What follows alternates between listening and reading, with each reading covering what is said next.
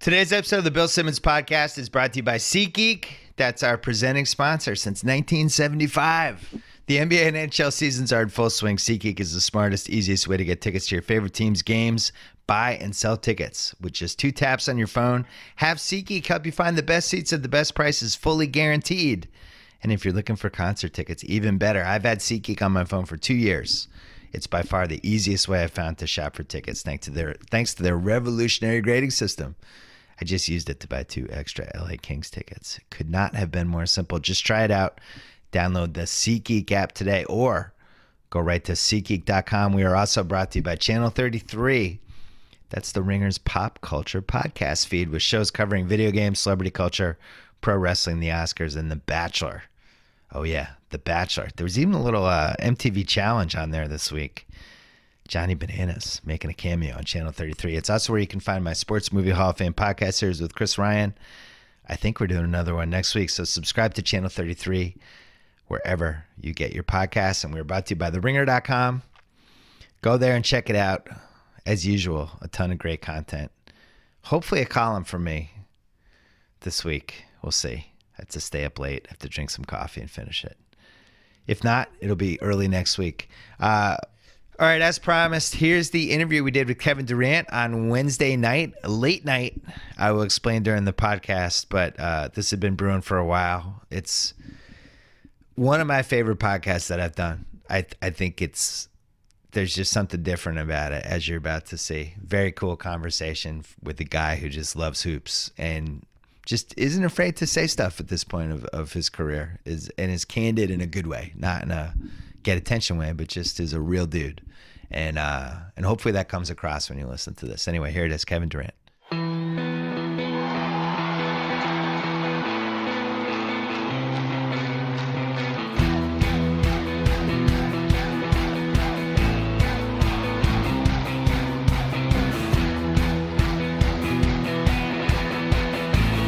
This is the latest podcast we've ever done. It's like almost midnight in San Francisco. We're at an undisclosed location. Kevin Durant is here. He played against the Chicago Bulls tonight. Yeah. We just had some dinner. We're talking basketball, and now we're in the back room of, again, an undisclosed restaurant. Talking hoops. It looks like we're in a scene of the Goodfellas right now. I think somebody's going to come in and whack us. Yeah. So you played the Bulls tonight. I went to the game, and you guys are just great. You have a great team, and you're on cruise control, which is reminded me of when I was going to the Bird games in the 80s. I wouldn't say we're on cruise control.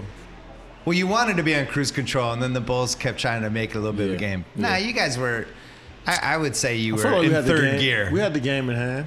Yeah, but that's most nights now with this team. I wouldn't say it's most nights. We just lost to Sacramento where we thought we can do that, and we ended up losing. So that's the rub, is when all of a sudden that night when you think you're going to do it, and then... But this is still a phenomenal basketball team. You can't really regret this decision that you made last July. No, I don't. I think we're a good team because it's like when you look at it, we don't have like a lot of people call like Draymond and Clay like superstars. Right. Steph, superstars. But I think we're just players that know how to play the game, and it looks so good because we all know how to play the right way, and we know how to like move without the ball. We don't all need the ball to be dominant. Like that's why I feel like all of us are just like we play well off each other. You know, when we know the fundamentals of the game, when you can shoot, dribble, pass. Yeah, I think it makes it look really good together. So, is it fair to say it took you 6, 7, 8 weeks to get a feel for everybody? It's actually still an adjustment period. Yeah. Because I think that I'm still learning. It's still different. It's still like, when I get the ball up top, Coach Kerr is like, move, cut. And I'm used to like standing and waiting for the ball to come to me or just drawing a defense. Right. And like, when I played before, it was just like, if I threw it in the post, I know a guy's not leaving me. And I know if someone's cuts is going to open up with a backside. Here it's like, you throw it in the post, cut and move, set a back screen, set a cross screen. Like maybe you'll be open and I'll be open under the basket because I'm setting so many screens and moving so much. So I'm used to like moving without the ball a little bit more. So did it come back like it was almost dormant in your body because the way you played on the old style? I felt like the old stuff. I had to play like that. It was a lot of iso ball, a lot of one-on-one, a lot of your turn, yeah, my turn. that was to my advantage. I think that grew me as a player. I mean, I felt like, in order for me, I realized what I had in me once I all right, one-on-one, I feel like no one could stop me. I feel like if I get it out on the top, I got an advantage every time. So I feel like, and now, moving around and then adding that to my game as well, setting screens, running off of screens, shooting on the perimeter. I feel like if I add that to my game along with the ISO stuff, I could be pretty good. What's been your favorite thing about being on this team? The thing that delighted you the most?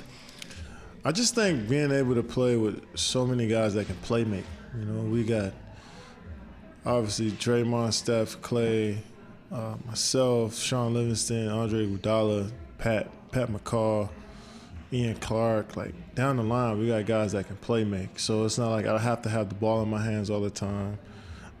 I got to rely on, me creating for myself. I can run around and then, find an open spot and catch and shoot, because that's what I really like to do. That's how I started playing, catching and shooting, and I think that's what I'm dangerous at. So I feel like having a lot of playmakers is something that's definitely fun to play with, and it's just something new every night. You never know. Clay had 28 tonight. Steph had 13.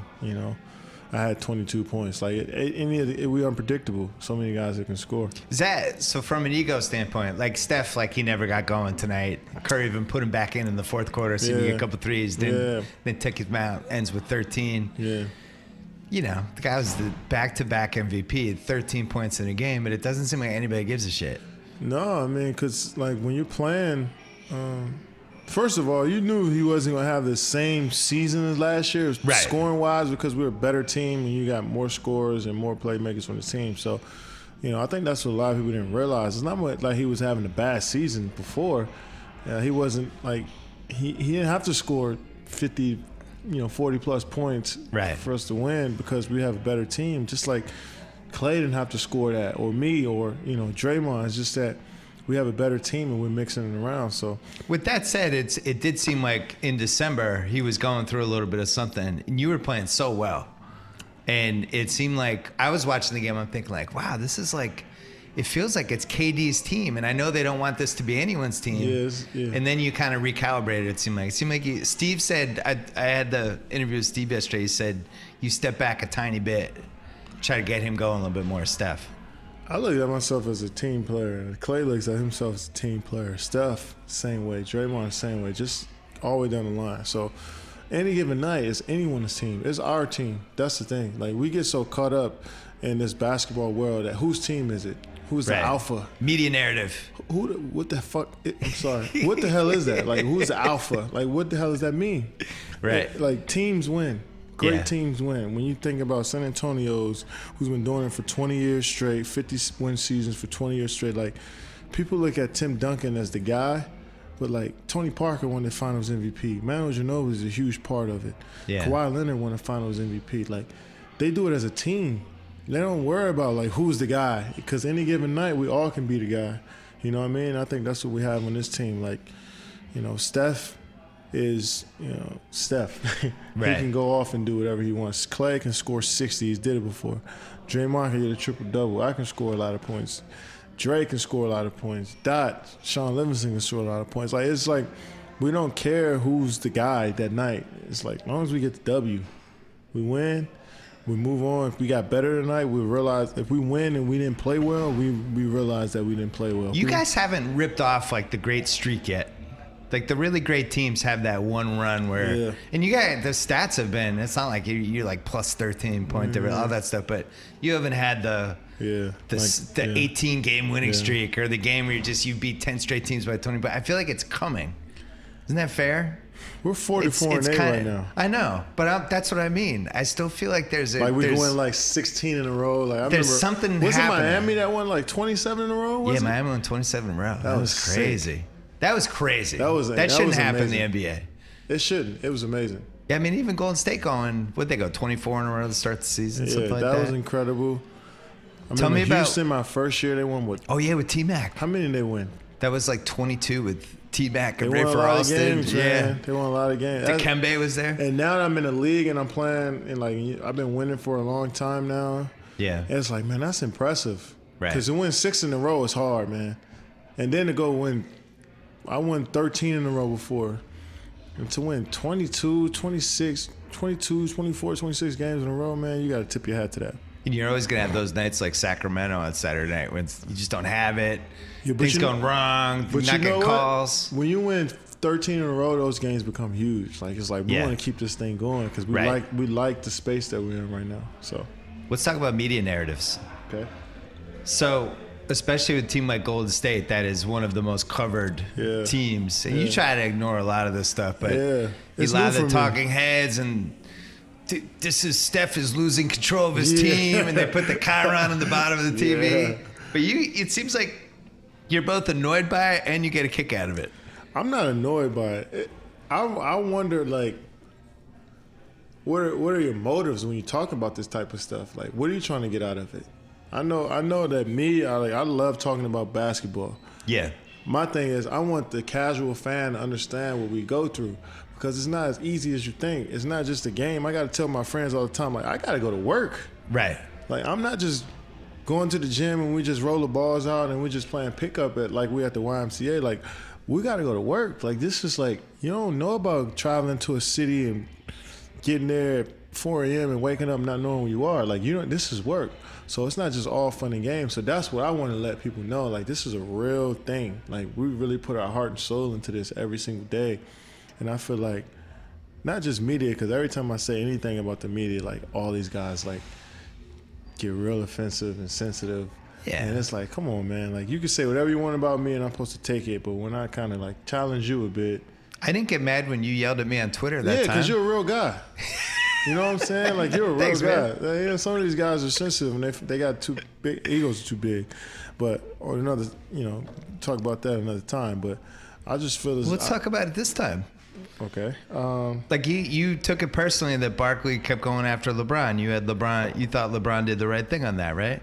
I'm trying to stay out of that. Okay, stay out of it. But I understand why LeBron feels that way because this is a fraternity, man. Like, but that's the part that upset you is you feel like you're all in it together. Whatever he said about LeBron and whatever LeBron said, like, that's their thing. What I'm looking at is like, this is a fraternity, man. Like no matter we competing against each other and errors and you compare errors, like, we're brothers. Like, we're a minority of the world as far as like NBA players. Like, we're supposed to take care of each other. You can't throw your brothers under the bus on TV like that.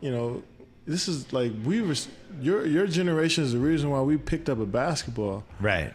So you're almost like more disappointed. I'm more disappointed because you love Barkley and you loved all those guys. Barkley, that's why you play basketball. Man, they're the reason why I picked up a ball. Like, I wore, 34 because, like, man, Barkley wore that. Hakeem Olajuwon wore that. Like, not saying Hakeem Olajuwon said anything, but just the fact that like we wanted to be y'all, and we love when you guys pass us the torch. So it's like, I understand the criticism, but at the same time, you got to know what we go through and how that makes us feel because everybody's doing that. Like, to hear from an ex-player, and then Barkley is just not a player. He's like elite. He's like the top of the tops. Like, he's like the 19th best player of all time. There's a lot of players that play in this league, and for him, for you to say when I did my book, I did my pyramid like in 2009. And like him and Malone and Julius and Bob Pettit, man, they were like. Now Dirk's moved up there, and I got to be honest, like if you keep putting up these seasons, we'll see, man. You're gonna be on that list. We'll see. What are you, season 9 now? 10. Season 10? Yeah. You averaged 30 a game in your third year? Twice. I averaged 30 twice. Yeah, but in your third year you did it. Yeah. So you keep adding up those years, man. You make that list. Nobody remembers that, So I remembered it. Well, you're a basketball guy. A lot of people keep, they stay in the moment a lot. So why do you think the ex-players on TV seem to take certain things personally?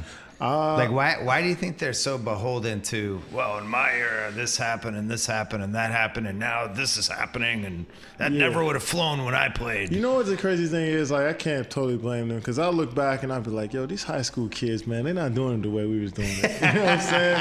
And then I got to be like, yo, just like, it's different time. Let them do what they do. Right. And but I think money plays a huge factor in it to me personally because, like, it's a lot being thrown at Barkley and T-Mac and Chauncey Billups, those guys are playing right now. They'll make so much money because they were great players and they won titles, like they're MVPs and like all NBA first team. So they'll make tons of money. And I think like they look back and see some of these guys that make money and they're like, man, he wasn't doing half what I was doing in the league. Right. And so they kind of build up that, I don't even know what to call it. Imagine how Oscar Robertson felt. Exactly. He's making like $100,000 a year. But the thing is, players respect what they did. Yeah. And they paved the way for us to be doing this. And the players that come after us, they're going to be making more than us at some point. So, like, is it about the game or is it about you? Because for me, and I'm sure a lot of my peers, it's about the game of basketball and how it's growing and how you're leaving it. You know what I mean? Like, I want people to know about the game. Like, that's the most important thing is the basketball, man. Like, it's not about you. It's not about what you made, what you did. It's about, like, did you grow the game? Did you change someone else's life that loves to play basketball? So if it's about that, then that's all that really matters. One of the things I liked about how you've grown over the last year as a public figure is, you know, even when you were on my show and we were talking with Nas about just about how people treated you as you were making that decision. Yeah. And they didn't care about you as a person. You're just like basketball guy choosing a team and they're not thinking about like some of the lifestyle issues that might have played into it or just where you are as a guy in your late 20s. Yeah. And you seem really frustrated by that people don't see you as a human. Yeah, I was frustrated at that, but that's early on. I've never been in this position before. I Right. don't know how to handle it. It's not like I've done this before. I didn't know how the backlash. I knew it'd be backlash, but I didn't know like exactly what had happened. Yeah. That's just, you know, I didn't know. I went from being like the choir boy at the NBA into just being this like quote unquote whatever you want to call me. Put a word in there. Do you feel like you were sheltered in OKC? Because they definitely they have a lot of young players there. No, I felt like I could say what I wanted as I got older. Yeah.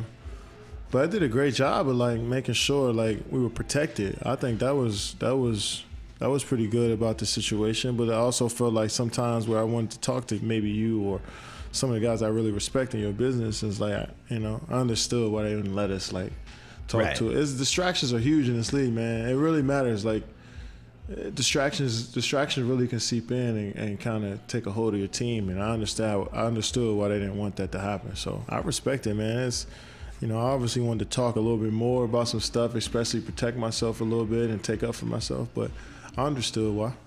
Well, like you kept quiet. The Harden trade, that was your buddy. Yeah. You kind of towed the company line on that one, didn't say that much, but you had just signed a big deal to big extension there 2 years earlier, and then Westbrook signed the previous summer. And I don't know, man. I went to those games. I thought you were pretty close against Miami, those first four. Yeah, we were. Those first 4 games came down to 1 play each. Yeah, we were. I think we were all young. We were 23 years old. First taste of the finals. Miami had just lost a heartbreaking series the year before, so they were all hungry. I could feel it. Yeah. They were hungry, man. And I felt like we were hungry too, but it just felt like they were more experienced than us. And they added Shane Battier, who changed the series for them. Now people don't talk about what he did. Right. He changed the series for him, man. His shot-making ability from the three-point line changed the whole series. And you guys were babies. Yeah, we were babies. Like, a lot of people, I hear a lot of people say, like, well, you had Harden, Westbrook and Ibaka, like we had the Harden right now and the Westbrook right now. It was and like me barely right Harden, now. yeah. Like we were all young. James never started a game. He probably started a couple games for us. Serge was just the first year starting. We had traded, you know, everybody. We had traded Jeff Green, who was starting before him the year before. Yeah. That was Serge's first year starting.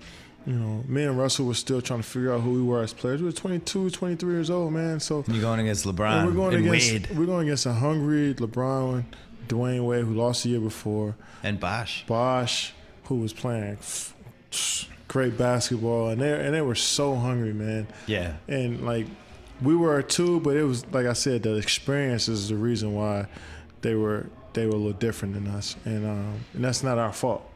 So we were young, and I felt like we had a chance to keep going. And, you know, then the business part of it seeped in, and I understood, and I was just so loyal to the team and you know, everything they want to do. So I rode with it just exactly like I should have. And, right. you know. Well, and also you're still trying to win a title and stay focused on the season. All yeah, that stuff. I was just trying to get better. No matter who's on the team, no matter who we're playing against, just trying to keep growing as a player, keep getting better. And, you know, the business part never really took a, you know, we never really were affected by that because we were so young and we didn't have, like, free agents, like guys that want like sign 2-3 year deals. We had all young guys that I knew were going to be here, so it made it easier for us to, like, lock in and not worry about that type of stuff. They actually did a great job. Scotty Brooks don't get enough credit for what he did. When I was doing a good job in Washington. I was never a huge fan of him in OKC, but he's been doing a good job.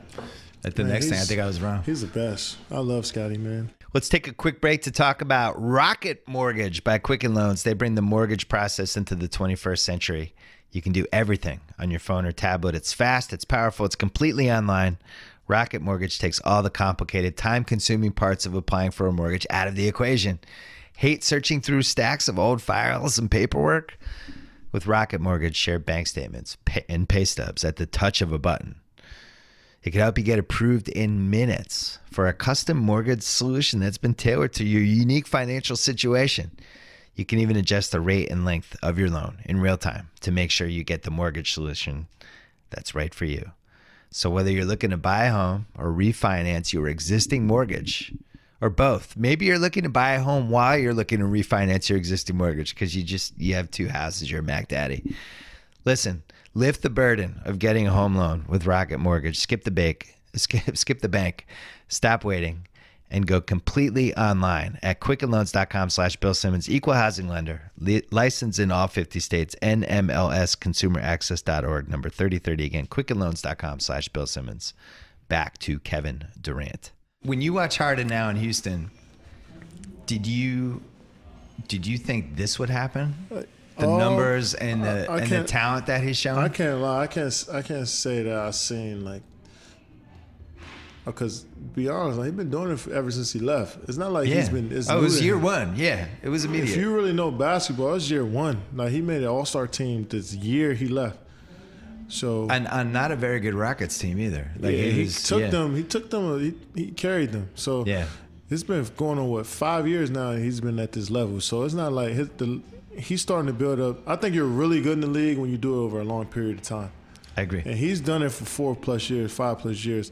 So I can't lie to you and say, like, I seen him doing this right now. He showed the flashes. Like, he would take over those San Antonio playoff games and stuff. Yeah, we gave him the ball and said, go make a play. And he would do it. And he was building confidence. And I think he would tell you this. His time in OKC around us and Scotty and Rex Kalamian and Mo Cheeks and you know, Kendrick Perkins and Russ, myself, all of us, we taught each other how to work, how to be professionals, and it really rubbed off on all of us. Look what we're all doing right now. I mean, it's incredible. You have a chance to, all three of you might be first team All NBA this year. That would be pretty sick. I wonder. It's a great what if, because I think if they don't do anything and you guys keep those three together, I think Harden turns into this Manu type, right? Like, if you guys are together for 10 years, he's this Manu, but kind of more minutes than Manu off the bench. Sometimes he can take over. Yeah. But I don't know if he becomes James Harden doing that. I mean, look, we look at starters, right? Yeah.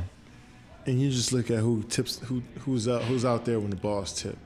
You don't look at, like, James might come off the bench, but he plays starter minutes. He played right. I look at the last 7 minutes. Who's out there? Yeah, who's out there? That determines who's, like, the main guys.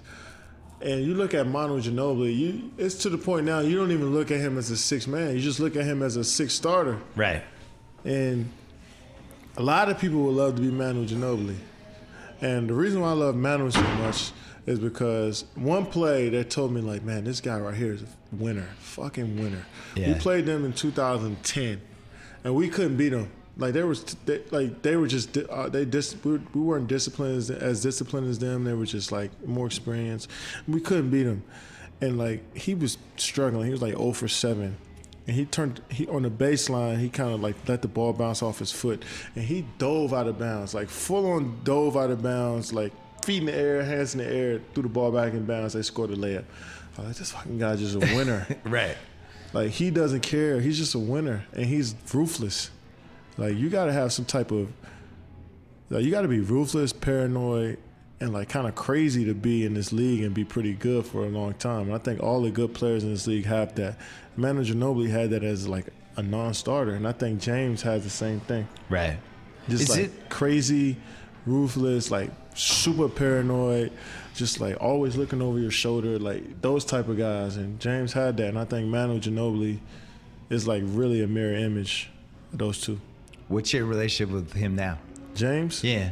Well, we're pretty cool. I don't really talk to a lot of guys throughout the season. I understand what he's doing. Well, especially he's a major competitor this year. You might be seeing him in the conference finals. Yeah, I mean, we don't talk, but I respect him, and I know what it is. So he can screw off basically until July. I'm kidding. Yeah, I don't want to say that, but always gonna be, those guys are always gonna be special to me. Like, it's the amount of time we spent together you can't erase. So even if we don't talk at all, like, those guys are always gonna be special. We're taping this on late Wednesday night. You're going to OKC on Saturday for the first time. Mm-hmm. I know you've done a bunch of interviews. I mean, I know you're not going to say that much about this, but I don't know, man. It's got to be emotional. I mean, it's going to be. I wouldn't be human if I sat here and act like I'm just this super tough, like Teflon.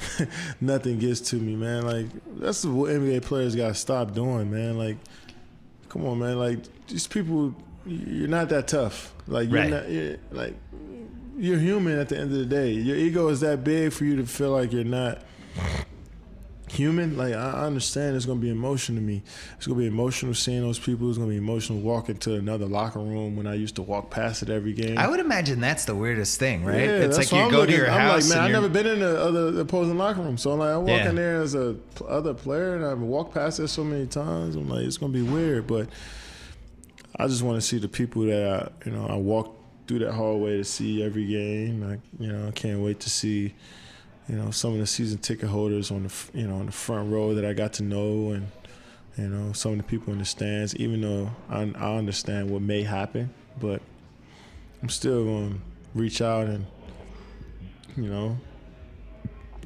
be cordial and let them know that I miss them at least. You know what I mean? I miss them, and it's really good to see them. So that's just the real life part of what I'm doing right now. You know what I'm saying? Just to see the people that I've kind of got to know over that time. So everybody, like, every face you see is going to trigger some sort of memory you had from the last 10 years. Oh, man.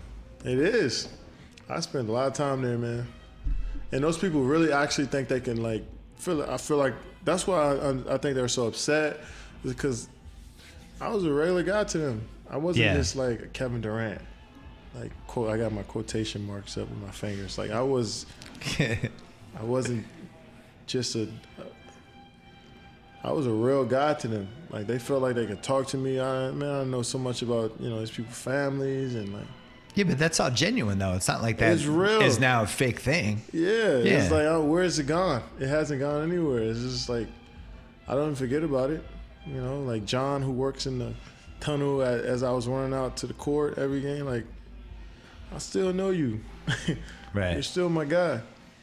And Miss Betty, that was worked right by the locker room. Like, I know all about you. You know all about me. So, it'd be cool to see them again. People have asked me why I wasn't much harder on you for jumping to Golden State, whereas, like, I was really hard on how LeBron handled the decision. Why were you? For a couple reasons. I don't think he should have done it on a TV special. I thought that was mean to the fans. I think, like, if you love a team and you followed this guy for years and years, and now you're watching a special and he's basically breaking up with you on the special, I just think there's better ways to handle it. And I understand that, but at the same time, like, at some point you got to realize, like, take yourself out of it, right? Yeah. LeBron James, you got to know that he's not trying to purposely do anything malicious. I know, but you get how people would see and that's I get hurtful, how people right? would see that. Yeah, I understand that part. I understand, but why would you, like, you out of all people, I wouldn't think would be like that. Well, I didn't like that he did it that way. I thought it was tacky, especially because he was from Ohio. And the other thing is, I just thought he handled the last few months, like Boston beat them in the he didn't handle it playoffs the way that you year. wanted him to handle it. Yeah, I think that's it. Yeah, Which is a bad reason, right? But you don't matter. I know. Simple as that. Well, but here's the thing. Like you finished your OKC stint, and you had you had a great last series against Golden State, right? Yeah. Took them to the brink, gave them everything you had. Mm-hmm. LeBron had a really weird last series, and I don't know. It just something about it. The whole thing didn't sit right. Who cared? Look, what did he do for that city, for that team? All that time he was there. Yeah. He did everything he could. I guess the purist to me was thinking Wade is the guy he has to beat. No, it wasn't. When did he play Wade in the playoffs? Well, Wade was the guy in his conference. Like, when did he play Wade? LeBron and Wade were the two. LeBron, Wade, and Kobe were the best three guys in the league at that time. Yeah, but right? when did he play Wade? Like, they were different positions. If Wade was a 3-man, he wouldn't have went there. True. Wade I don't know. Wade was a 2. For some reason, the way you did it made more sense to me, because I took it as you were in a place for a long time. You hit a certain point in your life, you're in your late 20s, and you wanted a life change. And you wanted to just play a different style and live in a different city and have different experiences. Kill me for it. That's what everybody want to do now. But maybe I should have felt that way about LeBron, or maybe I should have been more. First of all, when you're looking at maybe he wanted a different experience in Miami. Yes, he did. I don't know. Kill him for it. What do you want to What you want to do? Like, what you want him to do? You want him to do exactly what you want him to. I wanted him to do what I wanted him to do. I wanted him to stay in Cleveland. But is it your life? Right. Actually, what I wanted him to do is go to New York. I thought that was the ballsiest Yeah, but you move. wanted him to do what you wanted him to do. Yeah. Right? But is it your life? Do you got to live it? And I realized that when I made this decision. Because when LeBron made that decision, I was like, man, I wonder why he did that. Well, you took a shot at him on Twitter, didn't you? Let me clear this up. Because a lot of people would talk to me about, like, I took a shot at him on Twitter. If you go back and look at when I posted that, I posted that later in the month. You want to know why? Because you signed an extension, right? No. Because I seen, it was a fake article at that. So now I was like, damn, I feel like an idiot. Penny Hardaway came out. Fake news. Penny Hardaway came out and said, I would love to play for the Heat. I think I could help them win the championship. And I'm like, come on, Penny. Like, you've been out the game. I played against you my rookie year. It's like 3 years later, man. You've been out the game for a while, man. Like, what are you doing?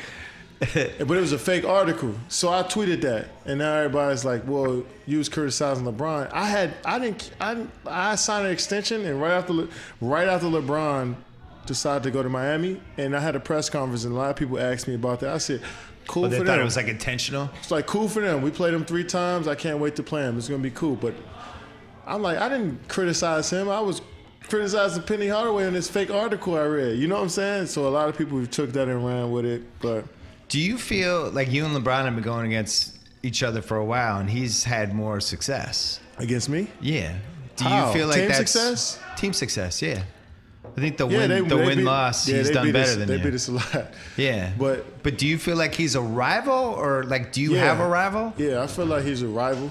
I feel like one-on-one. But if you look at it across the board, like, our stats been pretty equal now. Like, it's not like he's just been straight. We've been going at it individually, but if you look at it as a team, they've been winning. But if you want to, since everybody want to make this a one-on-one thing, look at his stats across the board. Is that the guy do you measure yourself against anybody? Yep. So it would be LeBron, right? Him, Melo, Kobe. Kobe doesn't play anymore. You don't have to measure yourself against him. I still do. Kobe's an entrepreneur now. But I still measure myself against Kobe. Not Larry Bird. You're hurting my feelings now. Dr. J, George Gervin, Bernard King, Paul Pierce, Tracy McGrady. That's why I get so upset at like Tracy. Like, what are you talking about, bro? Right. Reggie Miller, like all those guys. I look at myself and I'm like, damn, did I play better than Reggie did tonight? Did I play better than T-Mac? Like, I really look up to these guys, man. And I'm no matter what they say about me, how they feel about what I did or anything, like, those dudes they still got a huge influence on what I do as a basketball player and how I approach work every day. That's most important. what I do off the court, what decisions I make, that type of stuff. Like, you can go ahead and say what you want, but like, I got nothing but respect for you as a player. Like, I want to be you. I want to be better than you. I want to accomplish the stuff that you accomplish in the league. I want people to look at me like as a basketball player. I have a theory for you that you've never heard before. What?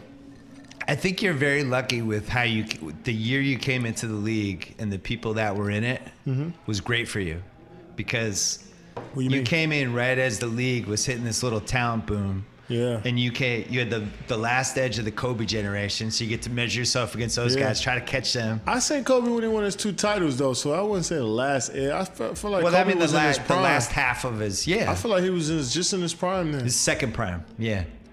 He was good. Second prime. 24 prime. Then you had the Duncan, Dirk, all those guys. Yeah.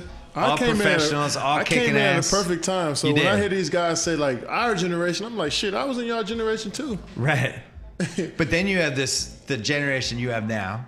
Will you draft and now them? you have all these young dudes that are like these freaks. Yeah. You get the Giannis and Porzingis. But the thing that trips me out is, like, a lot of these people say, man, it's no parity in the league. I'm like, it ain't my fault y'all drafting 2 or 3 18-year-olds every year. Right. And you trading and you firing coaches every year. It's not my fault. Like, you trying to get younger. That's not on me. That's not on us. So, like, when I feel like the league is going like look at Giannis Antetokounmpo, man. This guy is scary. He's scary. Him and Jabari Park together is scary. He's even more of like a unicorn than you were. Giannis. I think for me, he's more athletic than I am. He's like longer than me. He's faster. He's stronger. He's gonna be stronger than I am. Was he on your radar immediately, or did you like? I seen how hard he played his rookie year. I was like, this guy plays extremely hard. And a lot of people told me that he looked up to me, and I didn't know that, but like a lot of people say that he.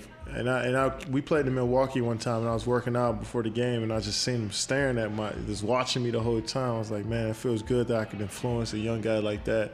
And yeah, that whole generation. Now you're the guy. Yeah, you're the same way you looked at Kobe. Yeah, and it's pretty dope. That's all I wanted. Yeah. I wanted to influence these guys. I wanted to, like, have them look at me as like, man, that's a standard. So to see him playing well, I'm loving it right now, because he's one of those guys that I really enjoy watching. I watch play, and then I watch him play a lot, and then I play against him, and I'm like, this guy is dangerous, man. And you like Devin Booker too, right? I really like Devin Booker. It's a lot of young guys that I watch in this league. I really built a lot of relationships with a lot of these young guys, because I want to give them my experiences and off the court, as well, and help them, off the court, and let them know how it is coming in as an 18-year-old in the league and being, a baby boy and just jumping into like the breadwinner of your family. Like, that's hard. We don't think about that a lot, right? Like, we don't think about like how it is on your family being like having nothing and, making money in a matter of seconds and being an NBA player. Like, it's hard. So I want to give them my people experiences. crawling out of the woodwork asking you for stuff. Yeah, and it's not even that. Just going from nothing to something so quick, man. Sometimes it's better to have a gradual change, but you go from nothing to something so quick, it's just hard. And with any family, and with any 18-year-old. So I just want to give show these guys what I went through and hopefully help them change. And what's the biggest thing you tell them when they ask you, what do I do? It's set boundaries. Yeah. I'm 28 years old, and I'm just starting to set boundaries with everybody, family, friends, everything. And it's still hard to this day, you know, because you so used to like saying yes to so many people and wanting to please a lot of people. It's just the nature of being a good person almost, like, you know what I mean? So showing them, like, man, telling them, like, man, and sometimes you got to set boundaries with your family and let them know what it really is. Like I said earlier, you have a job. This is your job every single day. You got to clock in every day if you want to be great. Yeah. You know what I'm saying? So just let them know that type of stuff, man. It feels good to influence the guys that come after me. That's what it's all about. That's what when I'm done the game, and I'll be like, look, Giannis, you're doing it well. At 30 years old, you're going to be one of the greatest players I ever play. I'm happy for you. Yeah. You know what I'm saying? A lot of those players now don't really say that to us. Are you amused that people are so fascinated by you in Westbrook? Yeah, it's pretty weird to me.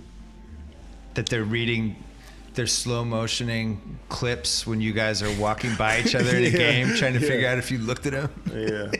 I mean, I'm really tired of talking about it, to be honest. I'm tired of hearing about it. I wasn't even going to ask you about it, but I don't know. I'm tired of talking about it because,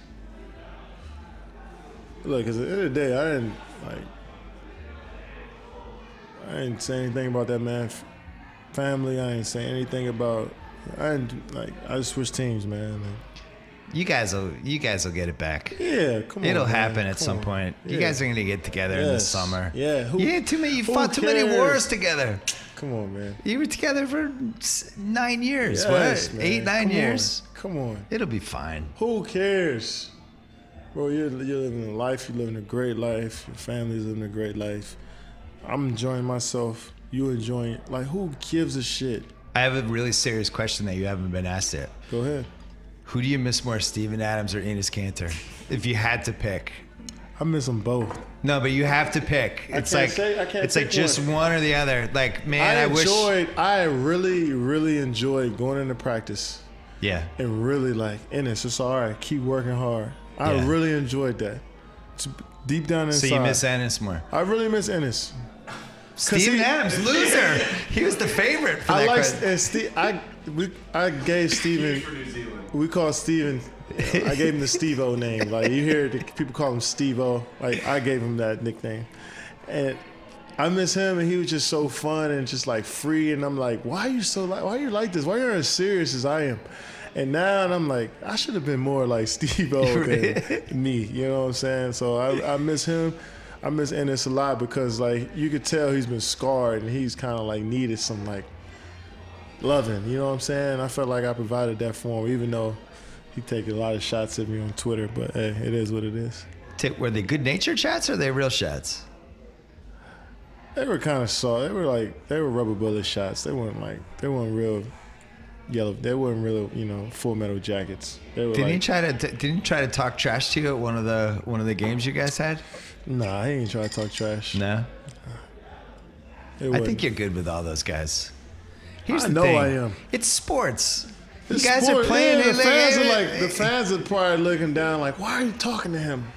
It's ridiculous. You shouldn't be talking to him. It's like when you and Draymond had the thing in Sacramento. Draymond. It's like, these guys are buddies. This is what happens when you play sports day in and day out. You get mad at each other every once in a while. Or yell at each other or whatever. First of all, you're talking to a bunch of people who never played in the team environment before. So they wouldn't know. Right. They don't even work well at their offices. Like, they don't even work well with their employees. So how can you tell me how to be a good teammate and what we're supposed to do? I would think it'd be weirder if you and Draymond didn't get mad at each other three times a year. I needed it. I was going off the deep end that game. I was like, man, I need a little extra flair, yo. I need something. So Draymond seen that. That's how tight we are. Yeah. Because Draymond will see that and he'll be like, yeah, K needs he need to push. Cause I'm like, man, I'm just like, man, I just need some motivation. I need some extra, I just need an extra push sometimes. Well, people don't realize an NBA season's like a marriage. Like, it's day in, day out, day in, day out. Everyone, it'd be weird if you were married and didn't get in an argument with your wife or husband. I see these people more than my family. Yeah. I don't think they realize that. I haven't seen my mom since Christmas Day. Seriously?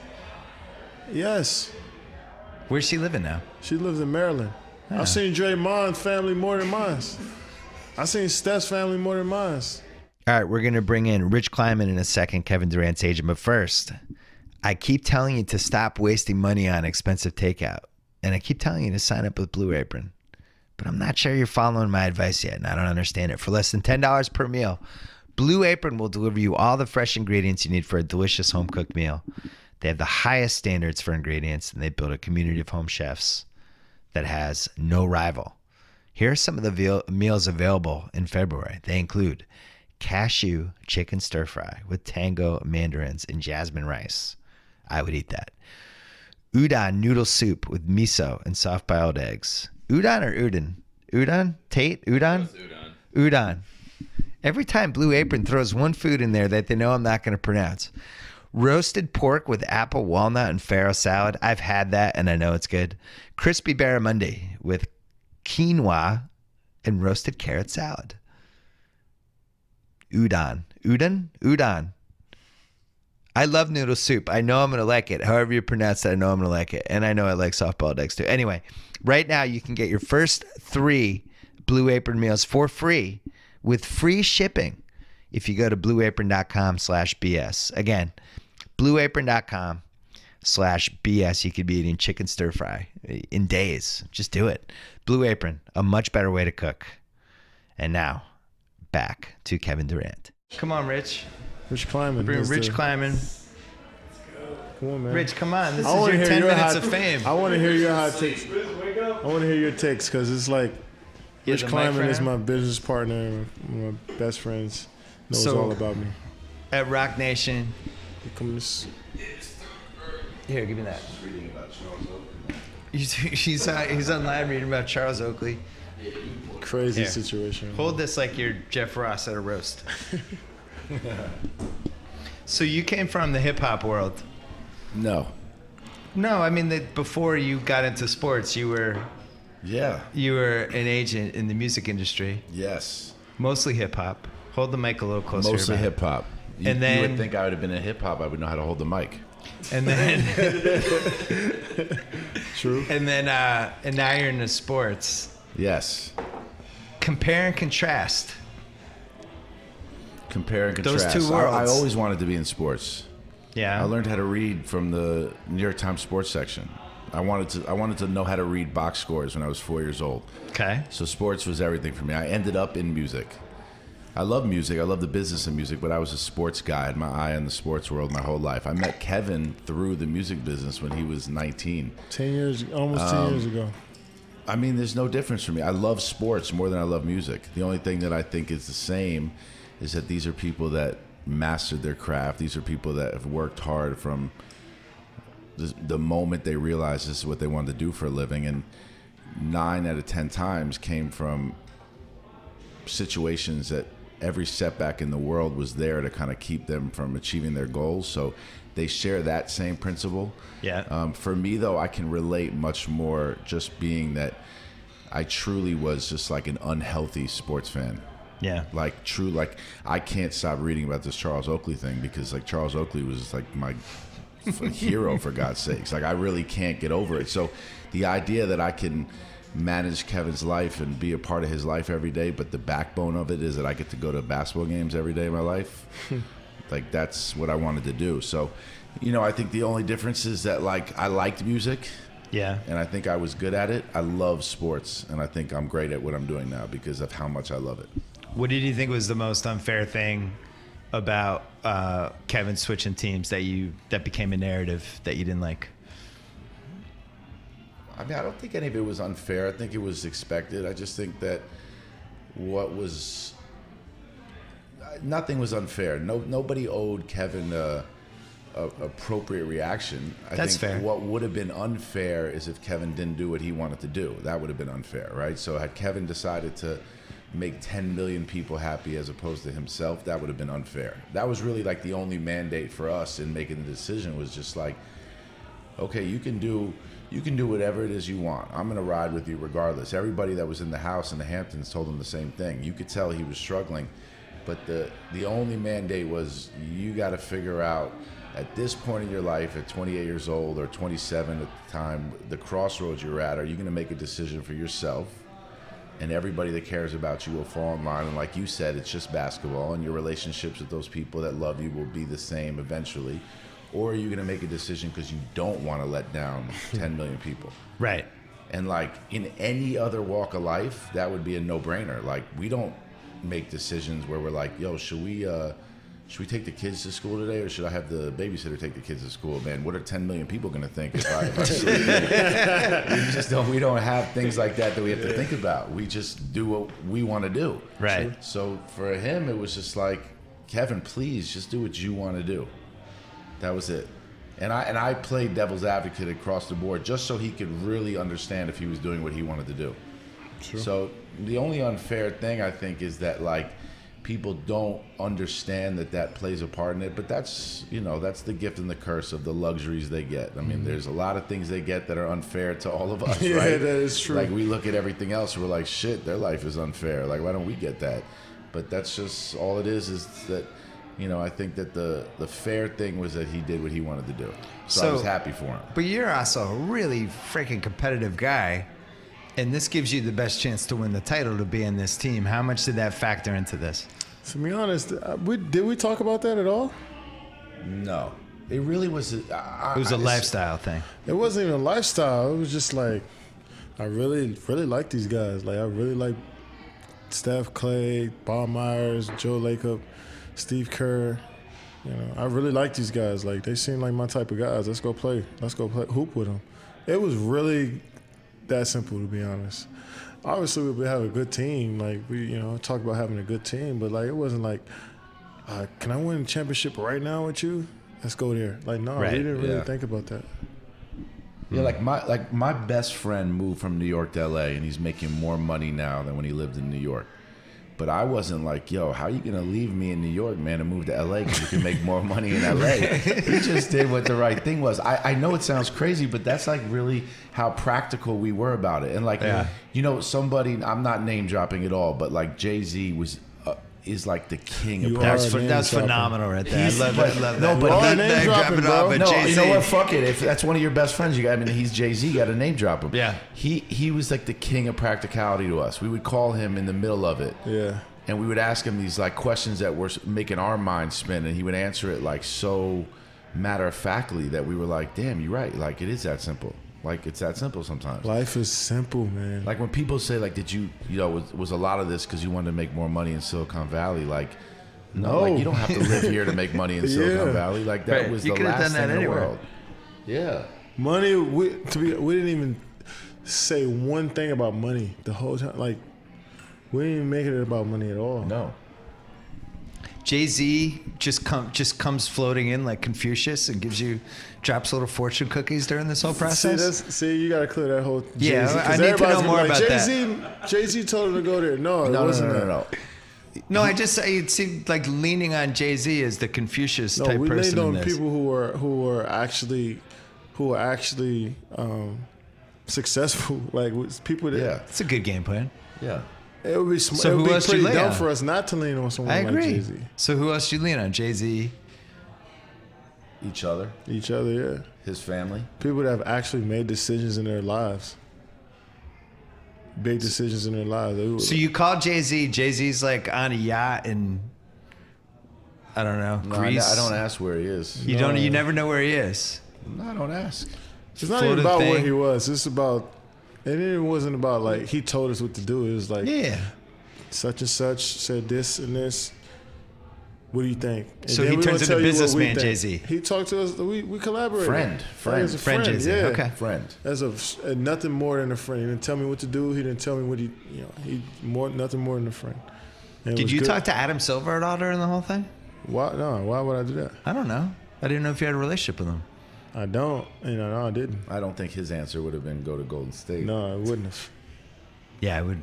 I don't know what his answer would have been. I mean, I'm sure he's probably just trying to stay as far away from it as possible. Yeah. No, I didn't talk to him at all. Why I don't think you're supposed to call the commissioner. Yeah, I didn't talk. Like, what am I talking? Do you have a relationship with Adam Silver or no? I do. I mean, I like him a lot. Huh. I like Adam a lot, but I don't. You realize you're lucky. You have a commissioner that's actually a good guy who makes decisions that are usually the best interests of the league. I don't know what you're talking about. That's the Patriot fan in you. Yeah, that's. I'm still scarred from my whole experience. We had to win the title despite our commissioner. Good for you guys. What else did we do? Did we cover everything?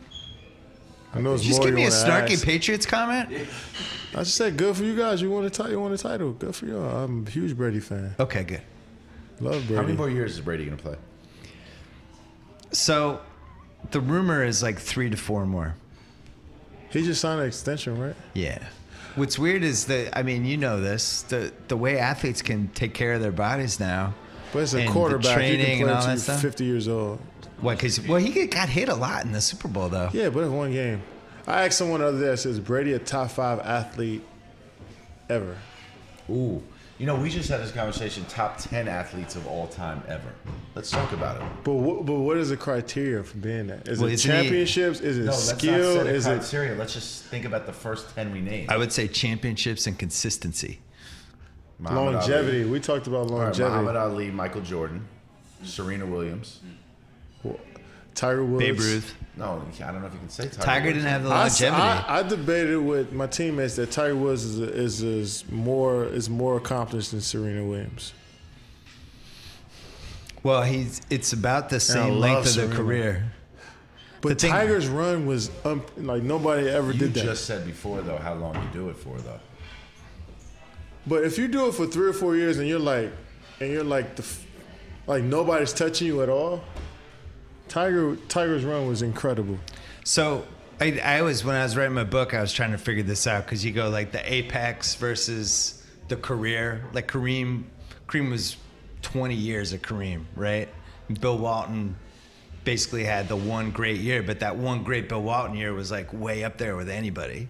So how do you judge that? Longevity. I'm taking Kareem? longevity. Longevity's got to matter more. 20 years of playing and you number one all-time leading scorer in the NBA. Fucking but Brady's got to be in the conversation. But this is why Brady is unassailable now as the best quarterback because he's now has 17 years of, or 16 or 17 of just being top of his game. Nobody has done what he did at age 39. And this is the case for LeBron. I don't know. I never thought I was going to see a better player than Jordan. But LeBron's now in his 14th year, and he's still cranking out. Yeah, LeBron's first-team All-NBA seasons. Top 10 athletes of all time. Oh, he might even be higher. One thing I learned about LeBron, I worked out with him. Yeah. LeBron takes care of his body. He knows that in order for him to play that long, his body has to be up. Like he has to keep that in shape. Like he works on his body like religiously. He works on his game, like his skill. And I think skill-wise, Jordan is like head over heels better. Like nobody's ever gonna touch that. Kobe's the closest, but I don't think anybody touched that. But LeBron's makeup of his body and skill and mental toughness is like that makes us one of the best. And that's the thing, like the advantage that he has, which I don't think Jordan's the last part of his era had, was just conditioning, dieting, just knowing exactly what to do for all the parts of your body, how to recover from injuries. LeBron's really good at that, man. LeBron's the best. You know what's underrated though? LeBron went through the social media era where he's seen his criticism every day. Yeah. And he worked towards like, all right, I'm gonna prove you wrong. Jordan didn't really have to do that. Right. LeBron worked on his mental toughness through that. Yeah, LeBron went through the whole internet era. Yeah. Like and he showed up in 02. Man. Yeah. That's a real thing. Jordan didn't have to go through that. And that's not nothing against Jordan, but he's still the best player to ever play. But he didn't have to go through that. None of these dudes did. And yeah, Jordan, in his era, there was a lot of this stuff was protected. I think LeBron deserves more credit for that. I agree. But you had that. When was the first time you were like, "Whoa, social media"? These guys are making fun of my jump shot. We lost in the finals. Oh, in 2012? What were they saying? It's like I choked and like I didn't come through in the fourth quarter, and I'm like, I was 30 a game in the finals. Like, what are you watching? And I was like, all right, I remember understand. you tweeted when you re-signed with Oklahoma City. You tweeted when you re-signed with Oklahoma City when everyone else, the year of the free agency when. Oh yeah, we talked about that earlier. Yeah. That doesn't deserve any praise at all. No, but that was a big thing. Why? I don't understand that. I remember signed an extension like everybody else did. I wasn't a free agent. A lot of people were like, LeBron signed Miami Heat and you decided to stay. I'm like, I wasn't even a free agent. I signed an extension after my rookie year, just like he did, just like Carmelo did, just like D Wade, just like all of these guys did. I don't deserve no praise. And everybody did that. I don't deserve praise for that. I wasn't a free agent. I can understand if I did, as a free agent, but I wasn't. So I don't deserve praise for that. Do you think social media's gotten in the heads of any players? I think it upsets players. Like I don't want to say getting in your head because it's not like players sit in the game like, man, if I missed this shot, I wonder what so and so in Idaho is going to say about me. It's just the fact that like, how are you telling me what to do when you're calling me this and that when you haven't even done anything close to what I've done. The only time I remember it really affecting somebody was Dwight Howard at that time when he wanted to get traded. And then everybody was coming at him on social media, and then he changed his mind and he ended up staying. And I always felt it was because he was checking his Twitter replies. I have no proof. It's a theory. I just feel like he was going through his Twitter replies going, oh my God, what did I do? I remember that because they had just won a big game, and I think he got lost in the moment. Yeah. And he was like, man, we just won a game. Like, I like the way we played. They beat a big team. I forgot who it was. But they had a big game that night, and he was just like, I'm staying. I was like, hold up, that's the heat of the moment. Like, they just won a game, and like he was like, all right, I'll stay. But you guys have a lot of dead time, and you're up at odd hours. And the hours that NBA players spend, the way you have to peak and nap, and you're up late at night. And I think a lot of these guys, what are you gonna do? You're in your hotel room. It's 2:30 in the morning, unless you're getting in trouble. Comments. I'm social media. I'm like, I think it's like brand new. I'm like, yo, did you download this Twitter shit? This shit is incredible. I remember when, what was it? When you gave the donation to, he just bought this school that he's been supporting in Oklahoma City for years. Yeah. And it's one of the many things he's done. And he's pretty anonymous about all of it. This got out, and it was a school that he had bought the land for the school to expand. And it had come out because like they were focusing on the fact that he was still giving back to Oklahoma City in the midst of the fact that they had turned their back on all the shit that came out. And I'm reading all the comments. He wouldn't look at it. The first comment was like, come on, it's a fucking tax write-off, right? And the first thing I said, I was like, all right. And by the way, it was 57,000. Not saying who has money or doesn't, but yeah, but come on, he wasn't trying to like hide $57,000. I was like, really? 57 grand? Like, come on. I know a lot of people. That's a lot of money to a lot of people, but really, come on, man. What the hell am I gonna do with it? I think the comments are amazing. It's hilarious because a lot of people are just like, it's like, oh yeah, you're sensitive. You are fucking, you're mad. Like a lot of people feels like they got hot takes. Let's take a break to talk about ZipRecruiter.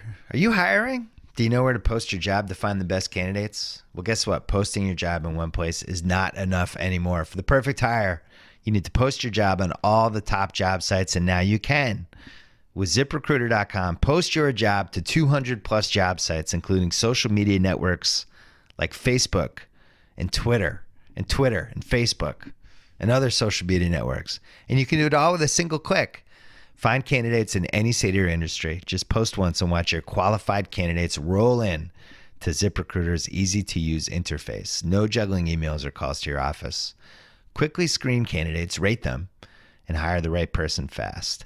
Find out today why ZipRecruiter has been used by over 1 million businesses and why it's been featured in Forbes, Wall Street Journal, Time Magazine, The New York Times, TechCrunch, and CBS. Right now, my listeners can post jobs on ZipRecruiter for free by going to ZipRecruiter.com/BS. Once again, ZipRecruiter.com/BS. Back to Kevin Durant. Do you only root for the Celtics? I root for all the Boston teams. No, I know, but I mean, what are your other favorite NBA teams? Or are you just such a diehard Celtic fan? Nah, I'm a Celtic fan. I love basketball. I like watching everybody. I like watching the Bucks. Boston did you grow Remember up? John Bagley? I grew up in Chestnut Hill, which is part of Brookline. Okay. Yeah. I went to school in Boston. Yeah. I know exactly what it is. Yeah. No, Yeah, he's a I fucking like. Boston guy. I get attached to League Pass teams sometimes. What is that? What do you mean League Pass teams? Well, League Pass. All the teams are on League Pass. So That's every never year on there's a ESPN. couple. Like, Isn't that Yeah, it's like the the ones like Denvers, Channel 752. like the Denvers, Yeah, teams like that. Like Minnesota's. Exactly. Like Milwaukee was a good one for a while, but then they went in a funk. I really liked watching Porzingis, and I was getting into Porzingis that is good, and man. trying to figure out why they didn't give him the ball more. And hey, Westbrook was fun to watch when he was just being a maniac for trying to get triple doubles every game. So I float around, but the Celtics are the one. Animal. Celtics are good, man. Isaiah Thomas is fun to watch because he's so small. I remember Isaiah when he got drafted, and I was hoping he got picked. Yeah. And when he got drafted 60th, he tweeted, I was like, man, I'm just so happy I got picked. And he started playing, and I was like, man, I'm happy, man. I'm happy. Ask him. You can ask Isaiah this. When he was in Sacramento, I was like, man, I'm just happy you out here playing, bro. Like, I remember playing against you. Now he's putting up 30 a game. Yeah, I remember playing against you in AAU, and you was killing us. Like, when I was 15, 16 years old, I was like, man, I'm fucking happy for you. Like, when he made All-Star last year, I was, like, one of the guys, like, really, like, excited for him. You know what I'm saying? Because I know how important that is to him. So I'm glad he's balling out. Can we interview you? We gotta go. No, let's interview him for a minute. I got all night. You got all right? Let's interview him. I've been looking forward to this for a couple weeks now. Really? Yeah, I love Yo, I fucking love you. let's interview Bill.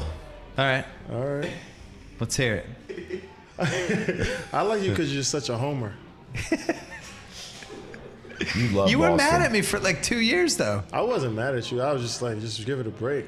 Why were you mad at him? Because you kept talking about James Harden, and I was like, man, just give it a break. Like, just let it go. See, I would Did you say I come didn't go who far came up enough. with Waiters Island? You did? I can't remember. It came out of Waiters Grantland, but I Island? don't Who came remember. up- No, that's the best. Zach Lowe or you, one of you It was, guys. I think one of us came up with it, but it became a Grantland thing, Waiters Island. That's hilarious. Because Waiters was a very polarizing player, but I always was Waiters his like last Island. defender. So it was always like me and Zach and a couple others were the last 5 on Waiters Island. We're 2 defenders of Dion. Well, we just had I'm a on piece. Waiters Island. I'm on Waiters Island. We had a too. piece on The Ringer this week about the resurgence of Waiters Island. Because he's Well, they been won. hot in Miami for... Pay the man. They won 12 in a row. Yeah. They won again tonight. We had. Was he here? We had him Yes. upstairs here, and I was like, man, we had just beat him here like maybe a month ago. Right before they went on. Right they before won they went on the 13 or run, I was 14. like, man, y'all struggling right now. He's like, oh man, we about to go on a run. I was like, okay, They we'll see. actually did. And fucking win 12 in a row. I'm like, Dion is a prophet. We were talking before the podcast. We were talking about a Game 7 when you look around and it's like gut check time. It's like going to war. Who's ready for it? Waiters is one of those guys. He doesn't give a shit. It's like, oh, it's Game 7. Fine. Dion, one I'm thing ready. about Dion, I took him under my wing early. He truly, sincerely think he's the best player in the league. It's the best. He's the all-time irrational confidence guy we've had in the last 15 years. I love him. He really for it. does believe it. He thinks And he's the then I best hate guy him on the for it court. too sometimes. I'm like, yo, Dion, relax, man. The fuck? You're not gonna get the ball every play. Relax. And then he's like, yo, I just want to make a play. You know I can. I'm like, you're right, you can, but relax. You gotta love him for it, man. There's a lot of good little quick gifs on the internet of him like with his hand up as you or Russell were He trying like calling for the ball. doing this, hopping up I'm and like, down like a man, little You gotta kid. realize you're not the second option, bro. You The might thing be- is though, when you have a really good team, sometimes you need the one irrational confidence guy. Because that Oh, guy yeah, can you come do. in sometimes, like Reggie Jackson did it in that Memphis series for you. The guy will just come in and take over a quarter when you need it. Reggie was fucking good, man. That was a great pickup because I didn't even know who the hell he was. Yeah, Sam drafted pretty well for a while. You know, they did their homework though. They was on that one for a while. Reggie, Steven. I didn't even know who Steven was. Steven Adams. Who the fuck is Steven Adams? Like, this New Zealand guy. Like, fucking guy from New Zealand named Steven Adams. He went 12th, and I did that draft for ESPN. You We did. had no idea what was going to happen. I think Anthony Bennett went first. That was the worst And then, draft, right? yeah, but then it got good because Steven Adams was 12 and Giannis was 15. Oh, that was the best two players. Yeah, They'd have been number one and two. CJ McCollum was 10. Oh, yep, he was. So we're spending all this time trying to figure out who the best. It was interesting because Jalen and I did this thing. We called it the interview, the job interview. So we interviewed all the lottery picks basically, like it was a real job interview. yeah, And the two most impressive guys were CJ McCollum. he's a CJ is a. I worked out with CJ this summer. He's a real guy. Yeah, he's a good guy. Which He's one? a real Oh. vet. He's a real veteran. Like, So he was he's a young one, vet. and the other one was Oladipo. That was those were the two guys we were the most impressed by with Vic- how they handled the interview. Vic's from my area, so like I know Vic, and CJ is he's a real guy, man. He's gonna be on TV when he's done. He's gonna be probably be a GM. Like He'll probably be writing he's for the impressive. Ringer soon. He's impressive. What's your college- He interned at Players Tribune this year. Yep, he did. What's your college big board What do you mean? right now for this draft that's coming up? Your See, favorites? I hate watching college basketball because the refs call foul every play. But I like Markelle Fultz. He's from my area and he's just a stud. He's balling out right now. Lonzo Ball. I like watching him in high school. He just knows how to Did you play. see his brother put up 92 this week? Yeah, man. How the hell you let someone put up 92 points? They were fouling the other team to get the ball back. Yeah. Yeah, that's not even real basketball now, Yeah. man. Like, you know, what is he learning? Lot of cherry got picking. But Yeah. 92 points is incredible. But I like Lonzo Ball. I think he knows how to play the game. He's quick. He's 6'5", 6'6", play the point, can shoot it. Oh, you Got like the- Dennis Smith? Got the Kevin Martin J. I like Dennis Smith a lot. He's He's like poised. He's athletic. He can dunk. At 6 feet, he can dunk like he's 6'9". You know what I'm saying? That's impressive to me. If you can just run in the lane and catch it off one dribble and dunk, like that's impressive. 92 points in a game. What was the most you ever scored in a game? In a game? Yeah. 12. 66. Oh, I thought you were asking me. 66? Oh, you probably was 12, 13. Okay. Rich Kleiman probably had 13 in his career. I had high. 19 once. 19 against who? My brother. Y'all going 21? You lost 21-19? Wait, who'd you have 66 against? In the Rucker Park. Oh, I remember that. That was... I never had more than that. I pride myself on not scoring a career high, like not having a lot of... I pride myself on, like, can I get 30 and... Can I average 30 for a week or two? I'd rather do that than have 65 in one game. I don't know. This has always been that thing with me. You know what's been good about you this year? And this is one of the ways I love to judge, like, the better players is... How much can you affect the game if you took like 12 shots? Yeah, man. You know what I mean? Like Bird was great at that. Bird would go and you go 6 for 9, have 12 assists and 18 rebounds, and you'd be the best player on the court, you know?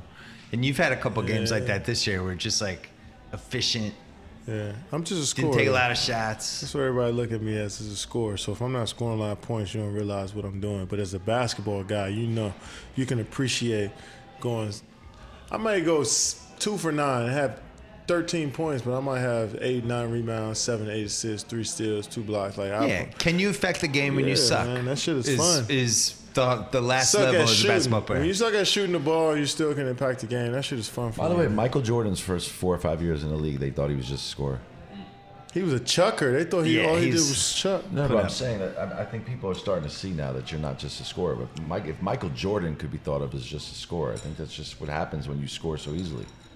I used to love with Bird when if he wasn't making a shot, how he would figure out what to do. So he'd just post up anybody, try to get to the line, get some fouls, get going. Yeah, I try to do. Bird is. You should watch some old Bird on the YouTubes. I should watch some old Bird. You should watch some old Bird. I was watching Bird at 13 years old. What do you mean? What do you mean 13? When I first... How old are you now? I'm 28. When did he retire? Bird, 20 years ago? When you were 13, get out of here. Bird was not in the You're league. watching ESPN Classic. I was watching film on Bird, bro. Oh, watching film. I wasn't watching live games. I was watching film on Bird. The guy whose game you have the most reminiscent of is early McAdoo. I never watched him. On Buffalo. Yeah, I got to watch him. That's the one, because he was like... James Michael's uncle. He shot... Yeah. He had the shot from like way over his head, but he was, basically a 6'11" center. I'd rather watch Bird. McAdoo was great, but I'd rather watch guys like Bird. Bird was a fucking animal. Well, the other thing with those mid-'80s Celtics teams, like your team, they would feed off each other, and there would be the occasional game when just everybody went up a notch, and that's when it gets good. Will Brady go down as a bigger star in Boston than Bird? Yeah, I think it's happened. I think so too. Yeah. So Brady's first. Brady's first. What about Poppy? No, I don't think he's up there with Bird and it's Brady, then it's like Orr and Bird and Russell and Ted Williams. Poppy. They love McHale. They Poppy's don't love like McHale 6. like that. Nah.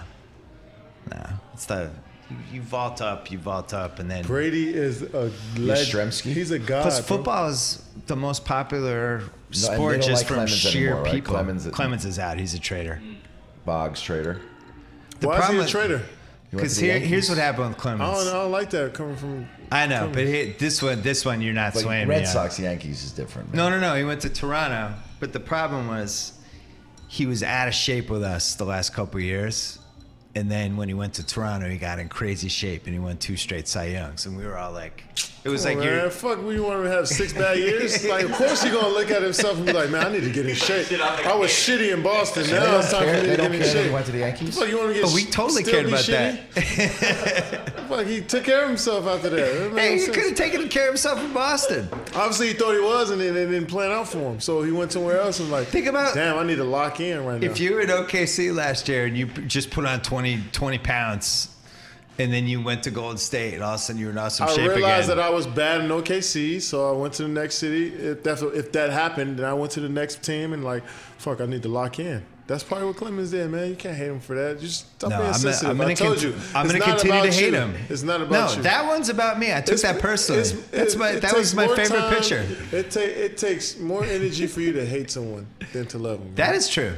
That's actually good advice. That would be a good senior yearbook quote. It takes more energy to hate somebody than to love them. Kevin Durant. Put that in your yearbook quote.